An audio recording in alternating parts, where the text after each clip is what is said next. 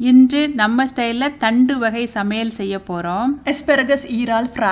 இது அசைவமாகவோ வெஜிடேரியனாகவோ செய்யலாம். நீங்கள் வாங்க சேர்ந்து செய்யலாம். ஹாய், வணக்கம். நம்ம ஸ்டைல் சேனலுக்கு உங்கள் அனைவரையும் வரவேற்கிறோம். எஸ்பரகஸ் 1/2 கிலோ எடுத்திருக்கேன். இந்த மாதிரி நீல வாக்கில் முன்பகுதியை வெட்டிக்கோங்க. அடிப்பகுதி கொஞ்சம் அழுத்தமாக இருக்கும். அதில் தோலை சீவிக்கோங்க. அதே மாதிரி வெட்டிக்கோங்க. இது விலை கொஞ்சம் அதிகம். வெட்டினதில் அவ்வளோ கழுவி வந்திருக்கு.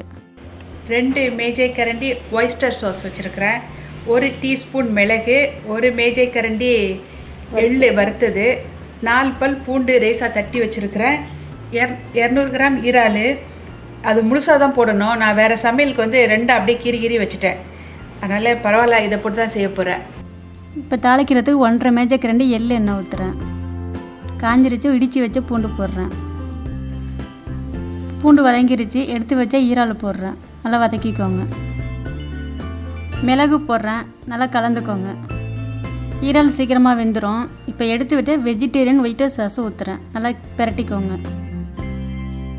வெட்டி வச்ச ஆஸ்பராகஸ் போடுறேன். இதை நல்லா கலந்து விட்டுக்கோங்க.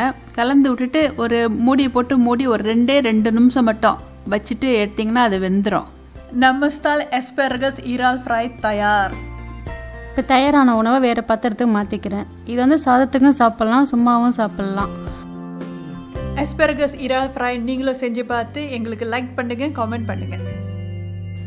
தயாரான உணவு மேலே வறுத்த எள்ளு தூவுறேன். பார்க்க அழகாகவும் இருக்குது, ருசியாகவும் இருக்குது சாப்பிட. இந்த வீடியோ உங்களுக்கு பிடித்திருந்தால் லைக் பண்ணுங்கள், ஷேர் பண்ணுங்கள், கமெண்ட் பண்ணுங்கள், சப்ஸ்கிரைப் பண்ணுங்கள். பிறகு கீழே இருக்கும் பெல் பட்டனை அழுத்துங்கள். நம்ம ஸ்டைல் சேனலை பார்த்ததற்கு நன்றி.